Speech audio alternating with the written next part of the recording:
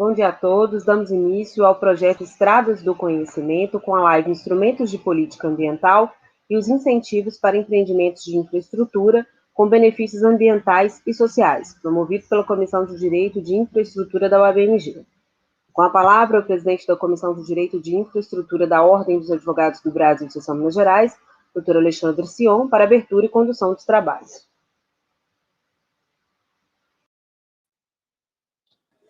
Muito obrigado, Camila. Bom dia a todos. É um prazer estar de volta. Primeiro, agradecer a Mariana por aceitar esse convite. Vou falar muito rapidamente sobre a comissão, sobre esse projeto, e depois passar a palavra à Mariana. A Comissão de Direito de Infraestrutura da OAB de Minas Gerais existe desde 2013, e o objetivo é discutir assuntos que interessam aos projetos e empreendimentos de infraestrutura, e dentro dessa seara a gente tem um leque de atuação abrangente. Essa já é a terceira edição desse projeto Estradas do Conhecimento, iniciativa da Janaína, nossa secretária-geral, que inclusive está aqui mandando mensagens no chat. Aproveitar e dar bom dia aos colegas que participam, como o Gandara. A Mariana é coordenadora jurídica da Fundação Renova, é advogada, é membro da nossa comissão, e será um prazer ouvi-la. Mariana, pode começar, por favor, a palavra é sua. Obrigada, Alexandre, bom dia.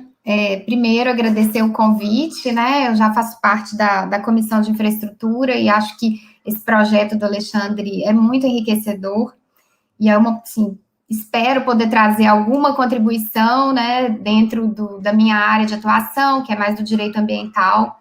Queria agradecer também os colegas que eu já estou vendo aqui que estão dando um alô pelo chat e participando conosco aqui. Acho que vai ser uma conversa bem leve, informal e espero que produtiva, né?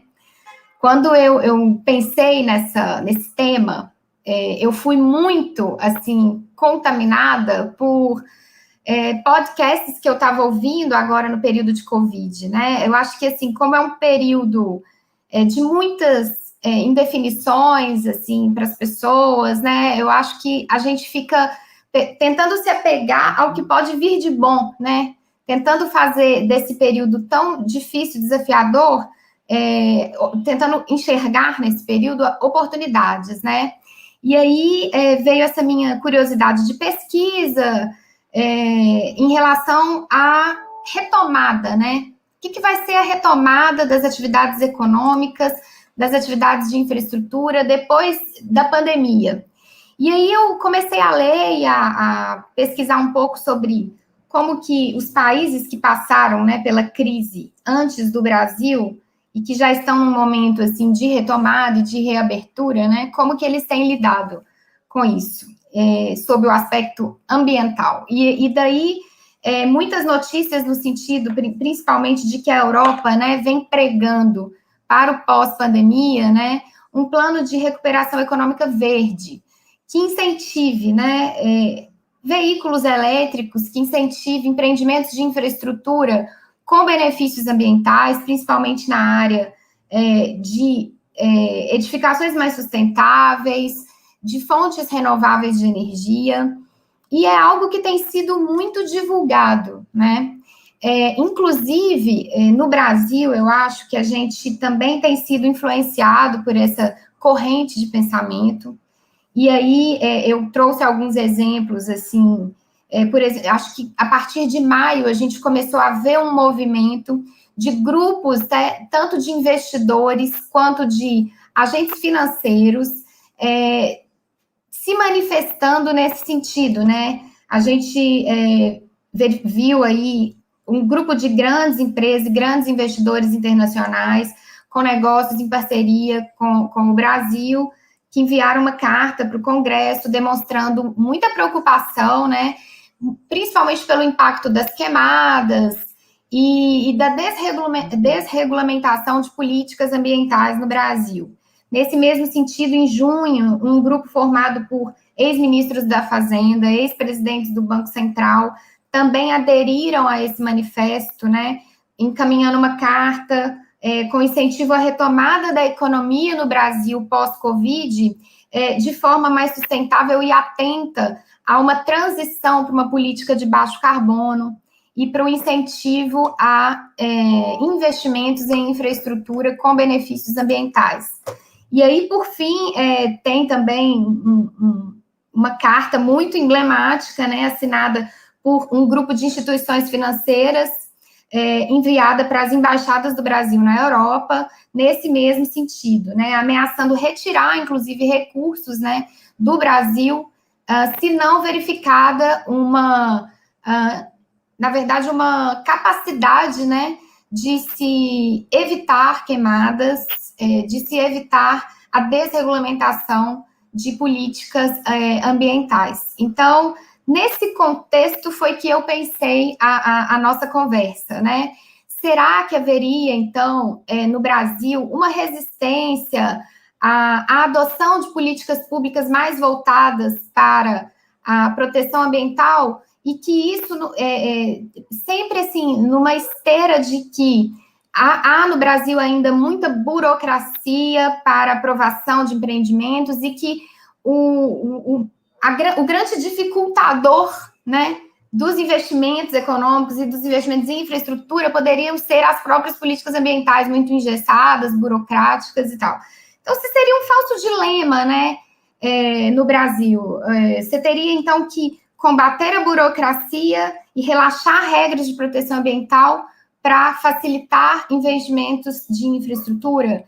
A partir dessa pergunta é que eu queria falar um pouco sobre onde entram os instrumentos de política ambiental.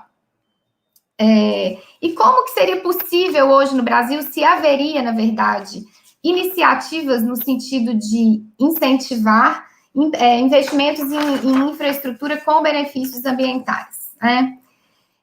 A gente sabe, assim, a gente está falando aqui como membros de uma comissão de infraestrutura, então, pensando em empreendimentos de infraestrutura, que são empreendimentos que demandam, primeiro, grandes aportes financeiros, e também são empreendimentos que podem gerar muitos impactos, né? Tanto positivos quanto negativos ao meio ambiente e à sociedade. A gente sabe que um dos caminhos críticos, né, para se viabilizar empreendimentos de infraestrutura no Brasil está realmente a viabilização ambiental, né, desses empreendimentos. E daí não tem como desvincular empreendimentos de infraestrutura dos instrumentos de política ambiental. E aí, quando eu falo dos instrumentos, são aqueles que já têm previsão, né, na Lei Federal 6938, que trata da Política Nacional de Meio Ambiente.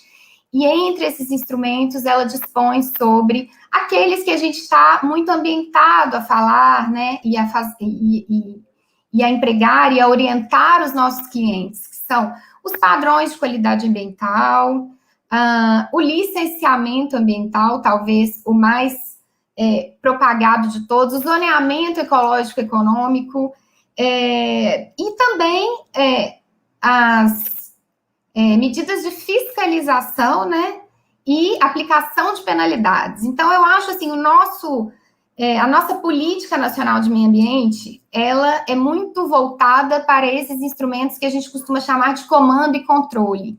Eles são aqueles que, na prática, são os mais utilizados, mais disseminados no Brasil.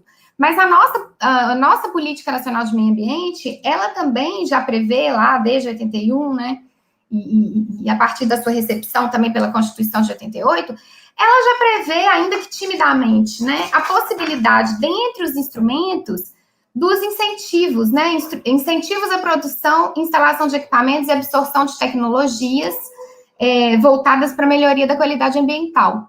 E é aí, nesse ponto, que eu queria desenvolver um pouco mais as possibilidades, né, que podem haver no Brasil e as oportunidades no pós-pandemia.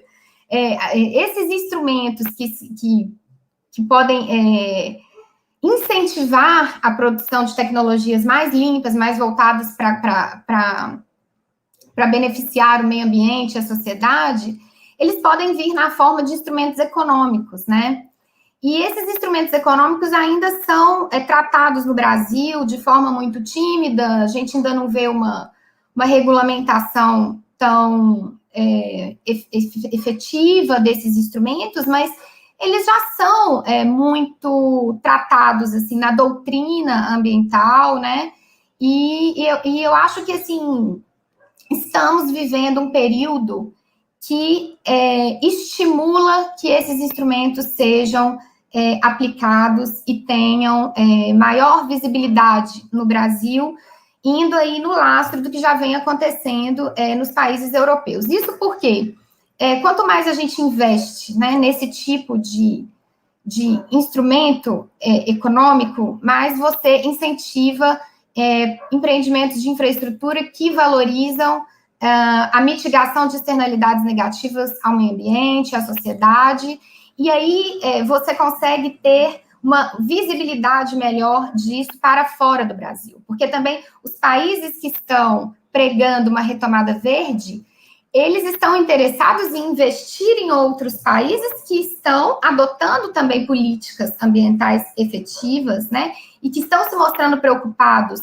com uma mudança para infraestrutura mais voltadas para o baixo carbono e para os benefícios ambientais e sociais. E da mesma forma que querem investir nesse tipo de empreendimentos, eles querem comprar também de países que vão produzir, né, produtos que vão levar em conta as externalidades negativas que são causadas no processo produtivo e que, de alguma forma, assimilam isso nos seus produtos. Então, os instrumentos econômicos, só para dar uma explicada melhor para quem não é muito da área jurídica, né? Eles, na verdade, como eu disse, a Política Nacional de Meio Ambiente já trazia desde 81 essa possibilidade, mas nós temos no Brasil ainda uma timidez em relação ao emprego desses instrumentos, mas não que eles não existam, né? Quando a gente pensa na base do direito ambiental, na principiologia, né, que a gente vai lá no princípio do poluidor-pagador, que é muito tratado aí por todo mundo que estuda direito ambiental, qual que é a base do princípio, né? É exatamente você partir de uma premissa que o custo de todo o processo produtivo tem que também abarcar as externalidades negativas que são causadas ao meio ambiente e à sociedade, né, que são decorrentes daquele processo, para se evitar ou se mitigar uma apropriação indevida somente privada de bens e recursos que, na verdade, são pertencentes a toda a coletividade. Então, quando você pensa nesse princípio do poluidor-pagador, ele, como todo mundo que estuda direito ambiental, ele não está permitindo que você polua, né? Ele está, na verdade, te exigindo que no seu processo você avalie quais são as externalidades, né, e os impactos, para que eles sejam, de alguma forma, internalizados nos custos, né? E aí, então, o princípio do poluidor-pagador, ele pode ser empregado tanto para justificar aqueles instrumentos de política ambiental que são mais de comando e controle, que são a adoção de padrões ambientais, que são o licenciamento, que são a punição para quem comete impactos ou danos ao meio ambiente, mas numa lógica até um pouco diferente, ele também pode ser empregado em benefício daqueles que evitam, né, dentro do seu processo produtivo, buscam evitar os impactos ambientais e sociais, ou buscam trazer benefícios ambientais e sociais. E aí, quase que fazendo uma inversão da lógica do poluidor-pagador para o protetor-recebedor. Então, o instrumento econômico, a base dele seria essa, né? Se você se propõe, né, a induzir, né, se você se propõe, na verdade, a investir em atividades que podem trazer benefícios ambientais, você precisa ter um estímulo para isso, né? E esses estímulos podem vir em forma de políticas públicas, né, que assegurem, na verdade, induzam comportamentos almejados pela política ambiental. Eu até anotei aqui alguns exemplos, porque eu acho que, às vezes, a gente fica falando de uma forma muito subjetiva, mas você pode ter instrumentos, na verdade, como subsídios creditícios, isenção fiscal, taxas sobre resíduos sólidos, taxas vinculadas ao uso de recursos naturais, impostos ambientais, certificados de emissão de direitos de uso comercializáveis, enfim. Você tem uma gama de possibilidades de instrumentos econômicos que podem ter um impacto positivo ao incentivar atividades, né, de infraestrutura que vão ter um caráter indutor de comportamentos almejados pela política ambiental. Então, a gente até, Alexandre, eu e o Leonardo Gandara, que está assistindo a live, nós escrevemos um artigo sobre isso para um livro que vai ser lançado depois pela Comissão de Infraestrutura, exatamente no sentido de dizer, olha, não é que a gente esteja aqui pregando uma flexibilização dos instrumentos de política ambiental de comando e controle, né? É claro que existe toda uma linha até de doutrina ambiental que prega muito a simplificação dos processos administrativos relacionados ao licenciamento, à imposição de padrões ambientais, mas junto com isso, acho que a gente não pode realmente dizer que o que a gente está pregando é que esses instrumentos de comando e controle tenham uma importância menor, né? Eles têm que continuar tendo uma importância central.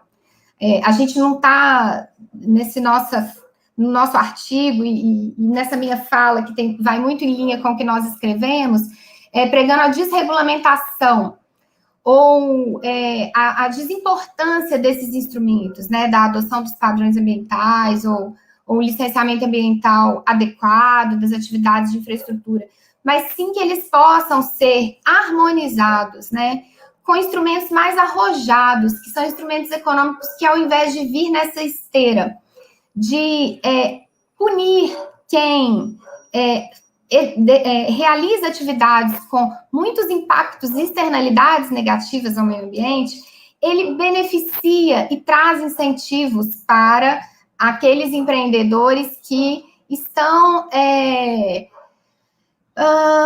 com essa vontade, com essa intenção de, primeiro, se assegurar de que em determinado local aquela atividade teria menor ou maior impacto e de que as externalidades daquela atividade, os custos produtivos daquela atividade não serão tão maléficos assim, ao meio ambiente e à sociedade. Então, na verdade, é uma balança, né? Você precisa ter os instrumentos de comando e controle equilibrados com incentivos para atividades que estão mais voltadas para os benefícios ambientais. Essa é a nossa linha de argumentação no artigo e é um pouco o que eu estou querendo defender aqui. E aí... Mário. Não, desculpa, pode concluir, eu quero fazer um comentário.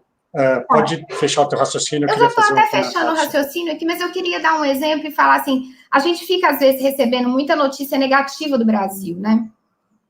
Queimadas na Amazônia, desregulamentação, tanto da estrutura, né, ambiental que foi criada no âmbito dos órgãos, tanto federais, estaduais, e as próprias políticas ambientais sendo um tanto quanto desvalorizadas. A gente sabe que a gente tem passado por um período de críticas ao Brasil, inclusive do exterior, mas eu estou tentando ter um olhar positivo sobre tudo isso. E aí eu pesquisei um pouco sobre algumas normas mais recentes, né, aqui publicadas no Brasil, e notícias também nessa área, e daí me chegou o conhecimento, então, de um decreto federal, que é muito recente, é de junho de 2020, que é o decreto 10.387, que dispõe sobre incentivos a projetos de infraestrutura com benefícios sociais e ambientais, e ele se volta muito para setores, né, de infraestrutura, como de mobilidade urbana, que priorizem o transporte de baixo carbono, energias renováveis, saneamento, e saneamento também a gente está tendo um debate agora muito intenso por causa da aprovação do novo marco, né, e projetos com benefícios sociais em aglomerados subnormais e áreas urbanas isoladas.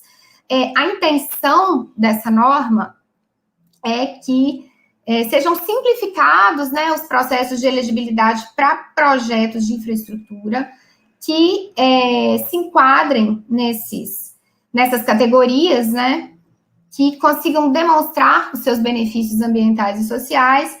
E eu acho que o principal objetivo é estimular financiamentos desses projetos pelo mercado de finanças verdes. Então, assim, eu tenho, como eu comecei falando, ouvido podcasts, reportagens sobre isso, falando que mesmo durante a pandemia do Covid, esses fundos de investimento que são mais voltados para empreendimentos de infraestrutura com benefícios ambientais, eles foram pouco afetados pela crise econômica que é mundial. E que há, inclusive, muitos recursos, né, a serem investidos em empreendimentos dessa natureza. Então, assim, eu acho que existe aí todo um cenário de oportunidade, mesmo numa crise econômica instalada no Brasil, para aqueles empreendedores que tenham a intenção de investir em projetos que propiciem benefícios ambientais e sociais. Já, inclusive, com regulamentação no Brasil, claro que ainda a sua implementação leva um tempo. Eu acho que, como a gente conversou, o Brasil tem muito uma cultura do comando e controle em detrimento dos incentivos econômicos para esse tipo de atividade, mas todo esse aspecto cultural, ele tende a ser reformulado, eu acho, e quando se tem uma crise muito grave, como nós estamos vivendo, é uma grande oportunidade para se dar um salto, né, nessa reformulação cultural, às vezes. É um pouco nesse sentido, assim, que eu queria falar. Muito bom. Antes de eu fazer os comentários, só dar de novo bom dia aqui, Veraldo, Janaína, Léo Gandara, Luana, Tatiana, Tiago, que falou que é muito pertinente esse debate para o momento que atravessamos, bem concordo. Muito obrigado, Magda. O Eloís, que gentilmente parabenizou a atuação da comissão. Aliás, sobre isso, a Mariana lembrou sobre saneamento. A gente vai ter um grande evento para falar sobre o marco legal do saneamento, dia 11. Temos vários outros eventos programados. Acho que é nossa obrigação de discutir temas relevantes com a sociedade. Acho que é para isso que a gente está na comissão. A Geni falou sobre que é muito bom acontecer debate como esse nesse momento no Brasil. Muito obrigado. Marco Túlio, sucesso aos palestrantes. E a Raquel, excelente debate nesse momento. Obrigado a todos. E o primeiro teu assunto é por demais relevante, e você falou muito bem sobre o licenciamento que veio com a Política Nacional do Meio Ambiente, né? Lembrando que é de 1981, e a gente continua, depois de tanto tempo, falando sobre licenciamento. Eu, inclusive, sou responsável por isso, porque eu continuo falando, por exemplo, a primeira live que nós fizemos desse projeto foi sobre licenciamento ambiental de projetos de infraestrutura. E por quê? Porque esse assunto é um assunto da pauta, ainda é um assunto relevante, é um assunto que traz repercussão no dia a dia de todos os grandes empreendimentos. E acho que o que você discute, essa preocupação que você externa muito bem, acho que ela tem a ver com questões até bastante complexas, no sentido de que quando alguém quer empreender, é como se a gente tivesse uma figura de mocinho bandido. Porque empreender é mal, é do mal. E manter as coisas como estão é do bem. Então, enquanto a gente tiver essa lógica de que tem alguém querendo empreender, então tem alguém querendo levar dinheiro do Brasil para outros lugares, tem alguém querendo explorar os brasileiros, e sempre a gente for olhar sob uma perspectiva do negativo, dificilmente a gente vai conseguir avançar para incentivo, porque hoje é como se tivessem uma briga de aqueles que querem empreender, como se os resultados do empreendimento tivessem apenas um retorno particular, e não coletivo, porque é da lógica dos empreendimentos em que eles geram externalidades positivas e negativas, como você me falou muito bem, mas através deles a gente ainda não encontrou na sociedade democrática um outro caminho que não seja para aumentar IDH, para gerar emprego, gerar renda, arrecadação de tributos, que não seja através dos empreendimentos privados. Então, a gente tem que enxergar isso verdadeiramente como algo que a gente quer como Brasil e fazer com que essas coisas aconteçam. E toda iniciativa em prol de trazer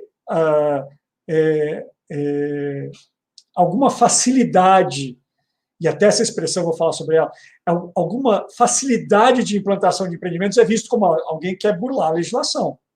Então, querem fazer de forma equivocada, querem devastar os nossos recursos naturais.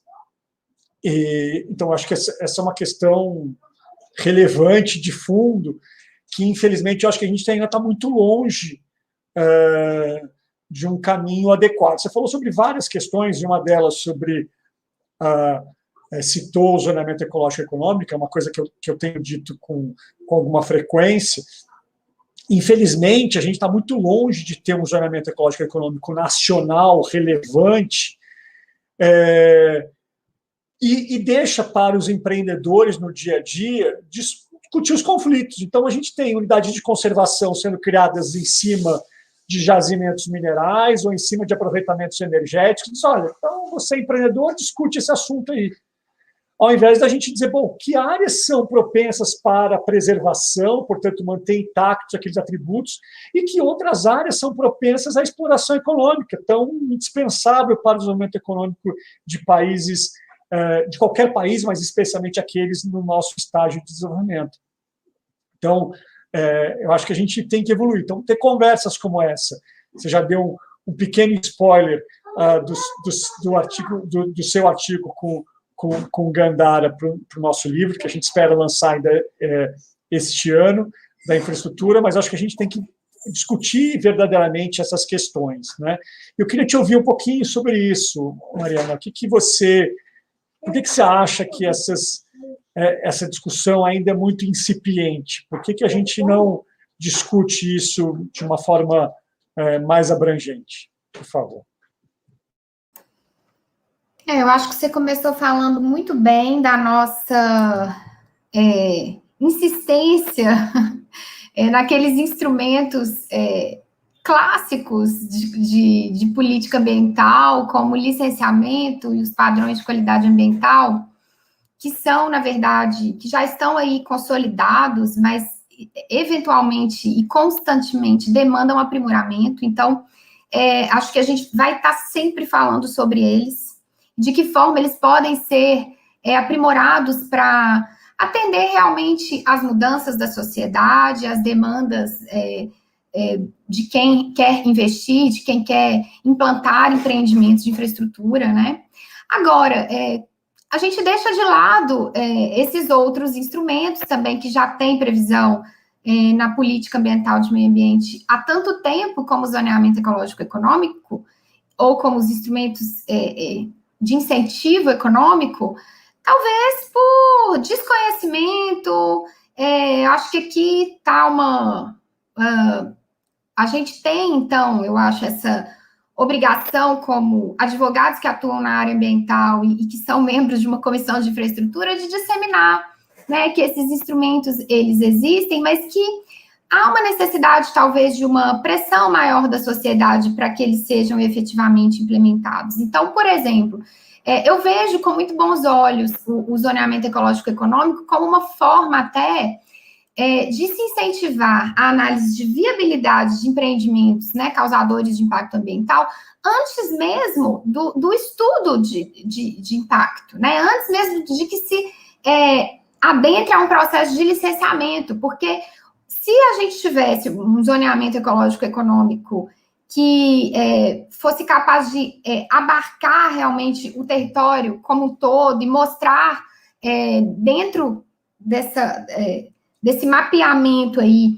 quais são as regiões com mais aptidão para determinadas atividades e aquelas que podem oferecer dificuldades, sejam por causa das suas características ambientais ou sociais, eu acho que haveria menos risco, né, de termos processos de licenciamento tão difíceis, morosos e às vezes até com impedimentos, né, porque não se avalia realmente isso antes de se iniciar um processo de licenciamento. Então, não sei por que não se investe nisso, mas eu acho que, como tudo no Brasil, às vezes você tem boas normas já dispondo sobre determinado assunto e você não tem efetivação, né? E por quê? Porque falta uma pressão realmente social em torno desses temas, né? Já normatizados, mas não efetivamente implementados.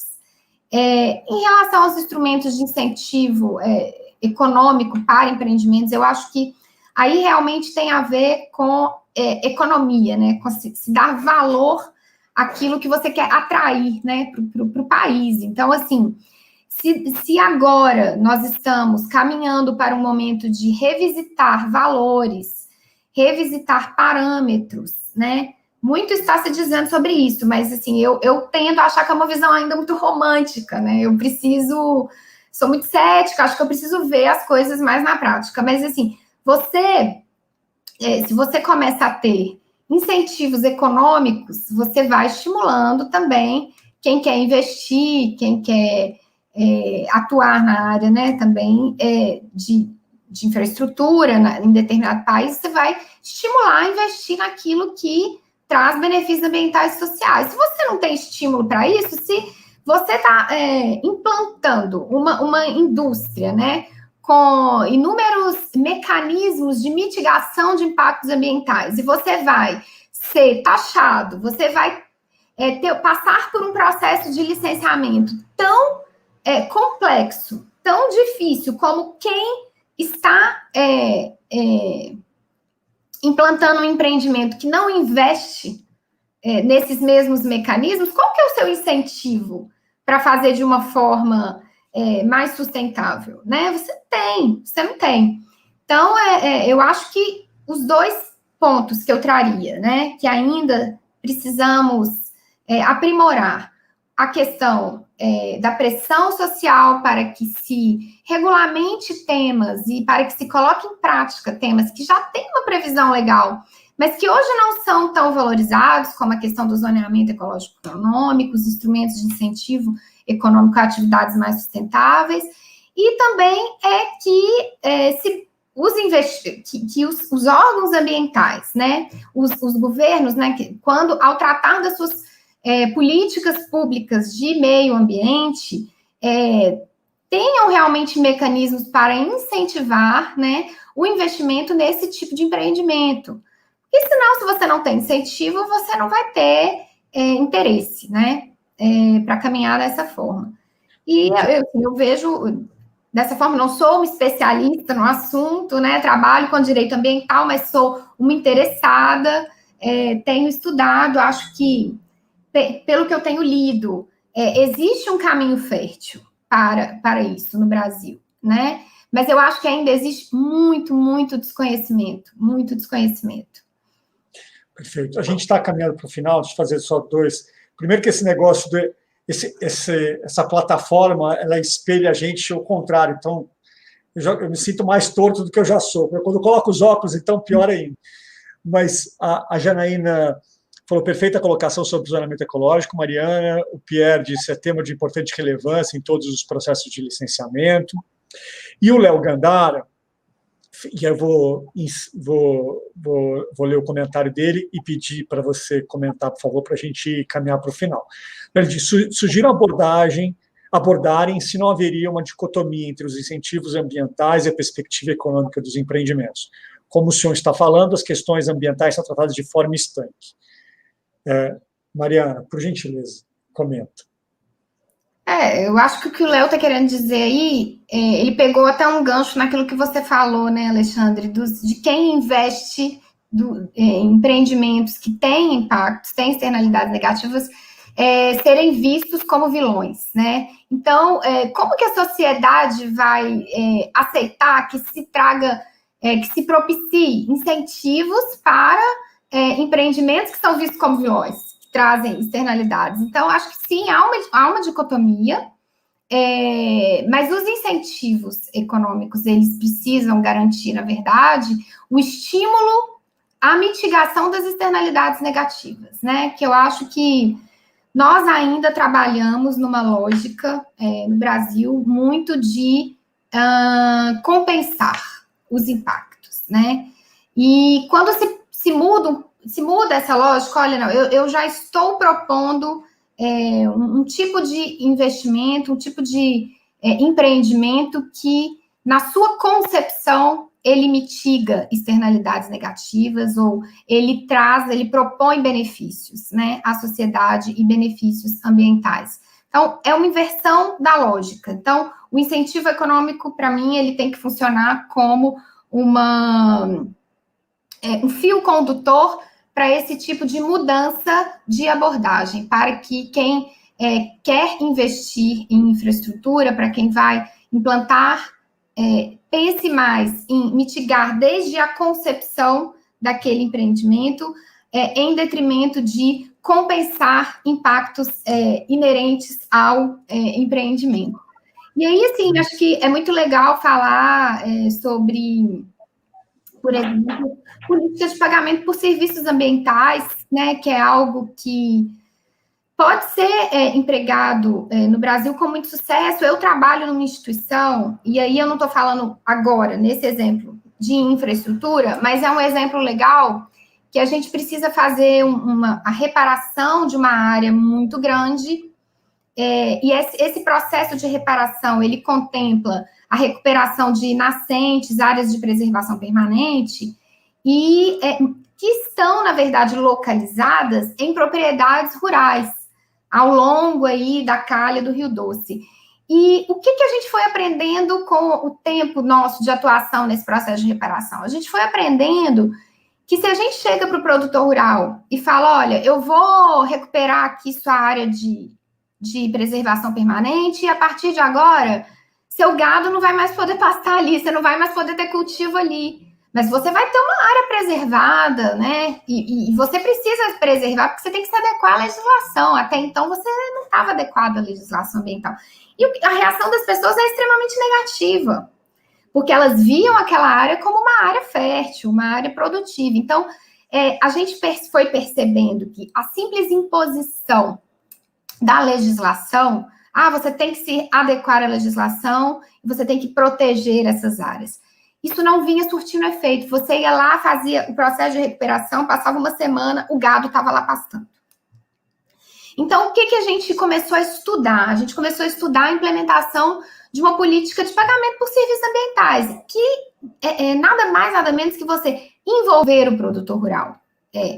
Você trazer pertencimento, assim, é uma palavra um pouco acadêmica, vocês até me desculpem por usar, mas trazer pertencimento para que, assim, haja um envolvimento realmente com o processo e para que se veja alguma vantagem econômica. Não basta somente você falar, tem que preservar o meio ambiente, tem que cumprir a legislação ambiental sob pena de punição, sob pena de autuação, sob pena de responsabilidade nas 3 esferas, administrativa, civil, criminal. Acho que todo mundo sabe disso. Acho que todo mundo está cansado de ouvir isso. O que as pessoas querem saber é, então, o que eu posso receber em troca da preservação? Porque, para mim, essa área sempre foi produtiva, a legislação veio depois, em alguns casos. É difícil. Então, a título exemplificativo, esse programa de pagamento de serviços ambientais tem funcionado bem no sentido de trazer a conscientização dessas pessoas de que você pode ter, sim, a área preservada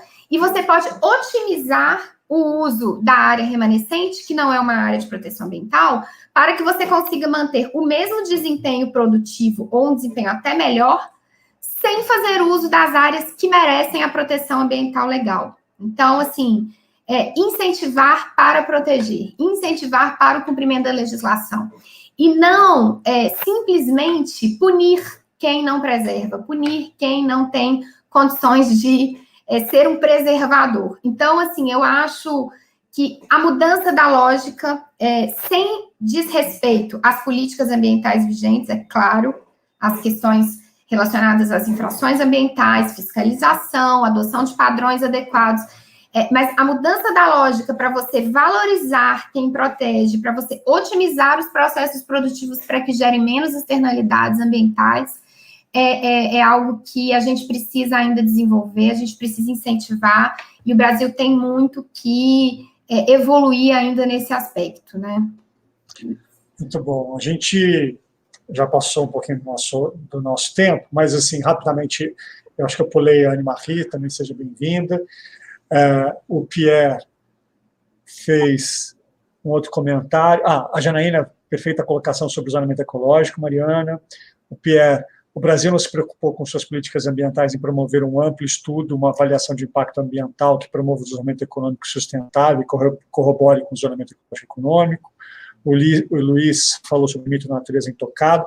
E aqui, eu quero só fazer um comentário final. Primeiro, agradecer demais, Mariana, sempre um prazer debater com você, te ouvir, acho que foi muito enriquecedor.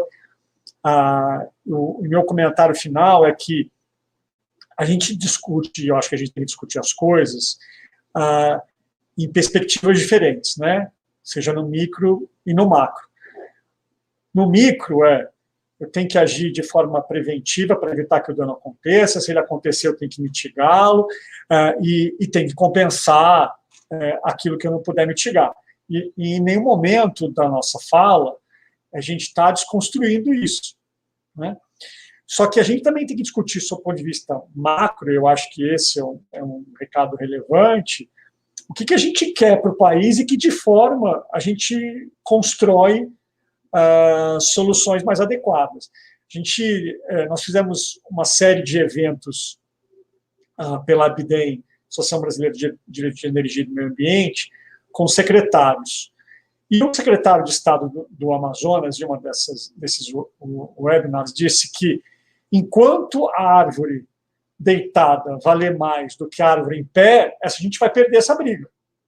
A gente tem que criar formas de que a árvore em pé valha tanto ou mais do que a árvore deitada. Claro, essa é uma lógica de proteção, não tenho a menor dúvida, porque aí isso vai ao encontro do comentário da Mariana em relação aos ribeirinhos.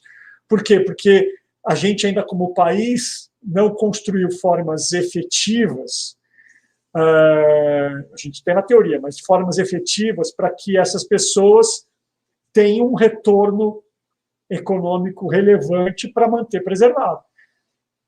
E essa política de fiscalização, de controle, ela está sempre passos atrás, porque a nossa capacidade de obrigar, ela está sempre muito aquém da sua necessidade. Então, a gente tem que construir mecanismos em que essas coisas aconteçam, porque elas são economicamente interessantes, porque elas são economicamente viáveis, e é isso que traz um incentivo. De novo, muito obrigado a todos. Esse vídeo vai ficar tanto aqui no canal da Comissões OAB Minas Gerais, como no canal da Comissão de Infraestrutura da OAB de Minas. Fiquem atentos aos nossos canais, a gente tem no LinkedIn, tem no Instagram, Infraestrutura OAB MG, canal no YouTube, acompanhem, porque nós temos muitos outros eventos por aí. Obrigado a todos, tenham um excelente dia. Obrigado. Obrigada, Alexandre, foi um prazer debater com você e com os colegas. Muito obrigado. Bom dia.